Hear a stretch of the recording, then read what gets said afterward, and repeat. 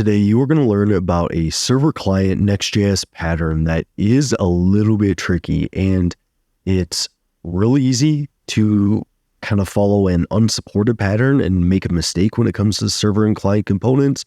So today, we're going to kind of let you know of a pattern that is going to be much better to use. In the description below, you're going to find this starter project here. So if you want to follow along, you can just clone that repo from that GitHub project I have linked, and then run npm install and then npm run dev, and you'll see this page running on localhost 3000. And in the description, I'll also link the Next.js docs that talk about these two different patterns. So what you need to know is that in Next.js, you can't import a server component into a client component file.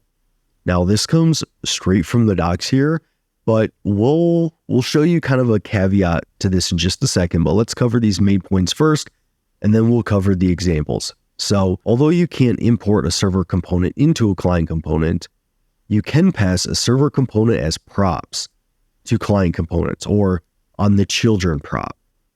Now, you can import client components into server component files, and that's totally fine to do. So importing server components into client components, not okay. Importing client components into server components, that's cool. But you can pass server components as props to client components. And with this approach, the client component and server component are going to remain decoupled and render independently.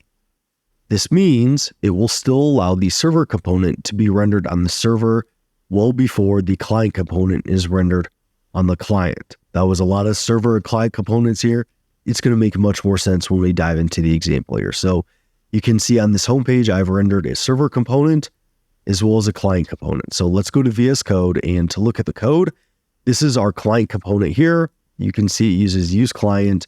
It uses some state, and it just is a basic counter that when we click on a button, it increments the count. Now with server component, you can see it's a server component because it doesn't use the useClient directive at the top of the file, and it just renders a little bit of content here.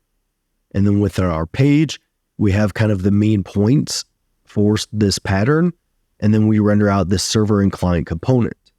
Now, in this homepage, we import a server component into my homepage, which is a server component. So pages by default are server components. They don't use useClient. So importing a server component in here, totally fine to do. And also importing a client component into a server component, that is also fine to do.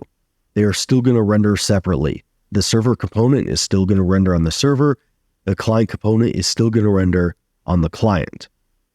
But if we go to this client component and I uncomment this and we import this server component into this client component, and then we come back, you're going to see we have our client component that renders our server component. Let me get rid of in our page.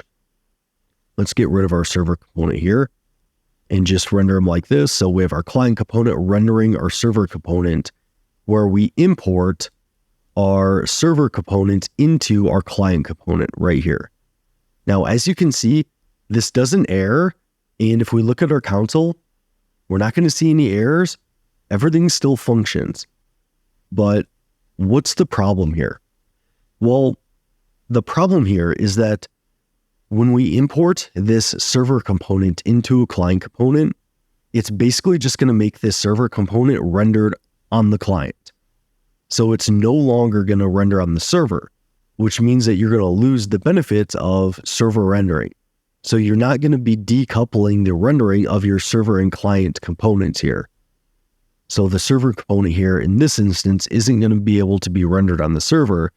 It's going to be rendered on the client, or at least that's what the current Next.js docs say here in July of 2024. And kind of the tricky part here is that, you don't really get any errors that tell you this. You don't get any console warnings. So a better approach here, instead of just importing this server component, and this is kind of the supported pattern, is I can pass the server component as a prop. And in this case, I'm going to send it on the props.children. So I'm going to destructure children, and then I'm just going to render it here within this section.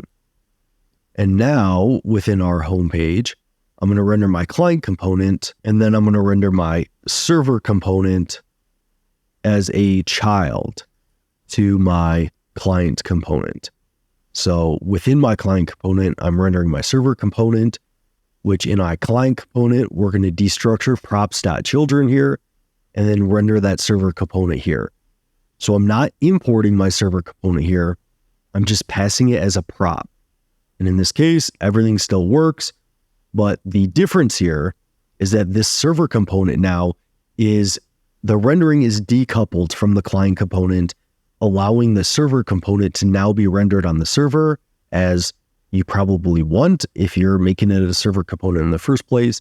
And then the client component is still going to be rendered on the client. Now, this doesn't need to be passed as a child. You could pass it as a, just a different prop. Like this could be content, and then I could render the content prop here. And then in the homepage, instead of passing it as children, we can pass it as the content prop. So I can say content is equal to the server component, and that's still going to be totally fine to do. And I just need to make sure to close this tag here, and that should still work as expected. And yeah, everything still works.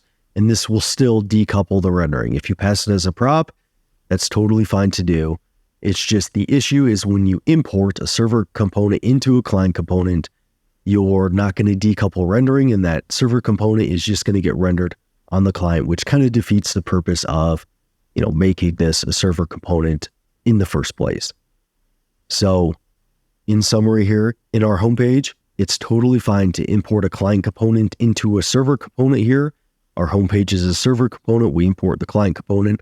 That's still going to keep the rendering decoupled and still render each of them on the client and on the server as you would expect. However, when you go to import a server component into a client component, it's going to cause that server component to get client rendered, and a better pattern is going to be to pass the server component as a prop or as children to the client component, and that's going to make sure that their rendering gets decoupled and you still get the benefits of client and server rendering.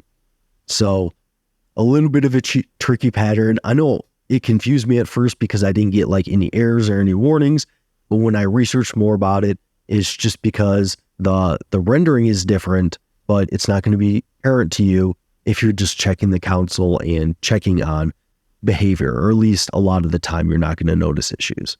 So that's all I got for you. Hopefully you learned something, and I'll see you in that next one.